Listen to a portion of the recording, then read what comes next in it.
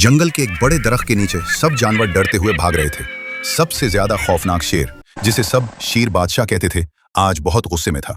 वो घूम रहा था और धाड़ कर कह रहा था, आज मैं सबको सबक सिखाऊंगा। कोई भी जानवर मेरी ताकत का मुकाबला नहीं कर सकता।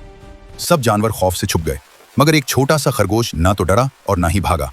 वो मुस्कुरा रहा था और दिल में सोच रहा था, ताकत सब कुछ नहीं, अकल ही असल हथियार है। खरगोश ने शेर के सामने आकर कहा, शेर बादशाह, जंगल के दूसरे जानवर मुझे बता रहे हैं कि तुमसे बड़ा शेर भी यहाँ है। शेर को यह बात अजीब लगी और वो कुएं की तरफ दौड़ पड़ा। कुएं के पास आकर वो झुक कर देखा और अपने अक्स को दूसरे शेर समझ बैठा। गुस्से में आकर शेर ने अपने अक्स पर छलांग लगाई और बस वो कुएं में गिर गया। खरगोश अमन से चलता हुआ जंगल के दूसरे जानवरों के पास गया और सबने हैरत से कहा, वाह, तुमने शेर को अकल से हरा दिया। और इस कहानी का सबक ये है, ताकत हमेशा कामयाबी नहीं दिलाती, कभी कभार अकल और चालाकी ही सब कुछ बदल देती है।